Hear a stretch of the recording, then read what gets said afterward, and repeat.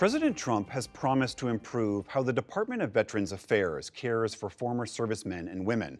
But a new report out today questions how the department is being run and whether outside influences are affecting the treatment that veterans receive. Nick Schifrin has the story. When former Veterans Affairs Secretary David Shulkin closed the stock exchange last November, he had an unusual helper. That's Shulkin in the middle, on the right, Captain America, a character in the Marvel universe. It just so happens that Shulkin's most powerful and most informal advisor was this man, Ike Perlmutter, the chairman of Marvel Entertainment, and a longtime friend of President Trump. Perlmutter became the leader of what the investigative news site ProPublica calls the VA's shadow rulers. Perlmutter, Bruce Moskowitz, a doctor, and Mark Sherman, a lawyer. None of the three have served in the U.S. military or the government, but they have outsized influence over all VA decisions, according to the story written by ProPublica reporter Isaac Arnsdorf, who joins us in the studio. Also here, Melissa Bryant, a former Army intelligence officer and the chief policy officer of the Iraq and Afghanistan Veterans of America. Thank you to you both. Thank you. Isaac, let me start with you. What is the relationship, what has been the relationship between these three men, the shadow rulers as you've called them, and the VA overall? We basically got these three guys down in Mar-a-Lago who for the past year and a half have been acting as a shadow leadership for the Department of Veterans Affairs and weighing in on all manners of policy and personnel decisions, despite having officially no role in government, never having served in the U.S. military or the U.S. government previously, and not really having any direct experience that's relevant to this. They've been kind of hovering over the officials who are actually in the government and telling them how they think things should be done. So, you know, a president, cabinets, I mean, they all have informal advisors, right? Everybody gets advice from outside of government. Why is this unusual? Why is this a big deal? It's definitely different the way that they've been assigned a particular agency under their purview. I've never really seen something like that where it's so directly assigned to outside advisors like this, demanding that officials fly down to Mar-a-Lago at taxpayer expense to meet with them and run things by them. And it very quickly became clear within the department that people who didn't get along with them were pretty quickly out of a job. And the relationship is quite interesting. Let me read an email between Bruce Moskowitz, one of these three, and David Shulkin, the former Secretary of Veterans Affairs. Bruce Moskowitz writes, "We do not need to meet in person monthly, but meet face-to-face only when necessary. We will set up phone conference calls at a convenient time." David Shulkin, the Secretary of Veterans Affairs at the time, writes, "I know how busy all of you are, and having you be there in person and so present after we met was truly a gift." What does that say about the relationship? Well, what it says is that they're clearly trying to establish that Shulkin needs to come to them to do his job, and you can see from the very beginning there's this friction that would grow over the time that Shulkin was serving as secretary, and ultimately contributed to him being fired. That they began to feel like he wasn't listening to them. So certainly we've got a lot of turmoil in the leadership of the Veterans Affairs as we're talking about this outsized influence. We should just read the statement from Perlmutter, Moskowitz, and Sherman that they provided to you. They said, "While we were always willing to share our thoughts, we did not make or implement any type of policy, possess any authority over agency decisions, or direct government officials to take any actions." But did they influence policy, especially efforts toward privatization?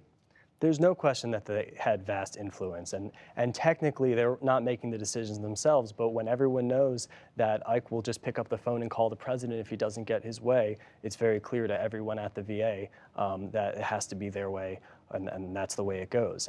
Now, obviously, the big debate about the VA over the past year and a half has been about the extent to which it should be using in-house medical care, government-run versus private care. And there was a point last year where Perlmutter weighed in on the side of private care. His idea was basically to bring private providers into the VA to have a look around and see what services that they thought should be outsourced to providers like themselves. And that obviously presents something of a conflict of interest. Explain that more. I mean, again, what's wrong with that? There are some people who believe that there should be more privatization in the VA. What's wrong with people arguing for more privatization? Absolutely, and this was a big part of President Trump's campaign.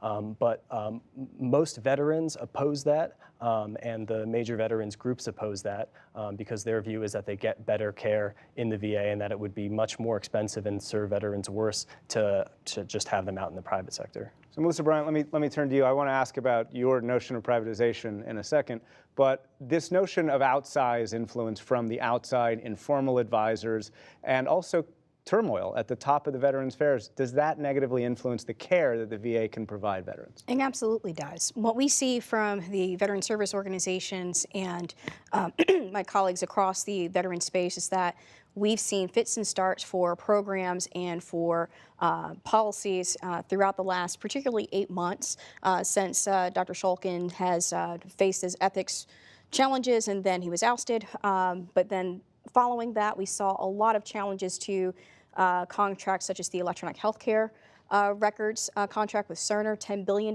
contract that we saw start and then fall back, and then it was eventually restarted again, but that's something that'll be implemented over the next 10 years.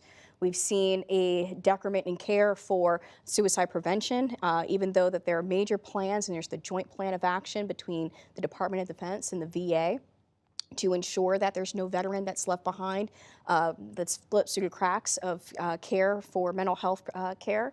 And so we're concerned that we're not seeing the absolute best that the VA can do because they're so distracted with the turmoil within leadership and these outside influencers who are able to distract civil servants and others who are trying to do what's best for the VA. And why do you and your organization oppose efforts that President Trump has talked about, that these outside advisors have talked about toward privatization?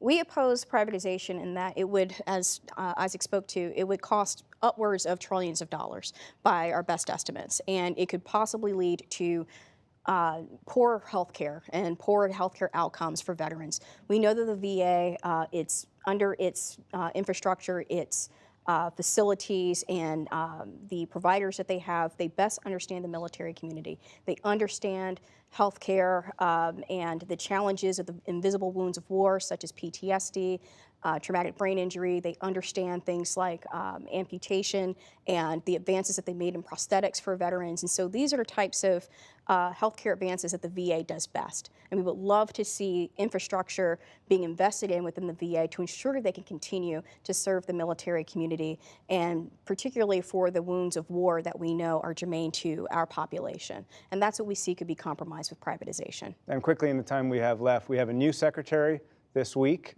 his first full week on the job. What are you looking for in his decision-making this week to know whether the VA can fix some of its problems going forward? We would like to see Secretary Wilkie to have the autonomy and the authority to be able to do what's right for veterans. We know that this is near and dear to his heart. He talks all the time about how this is a part of his family legacy, and I get that too.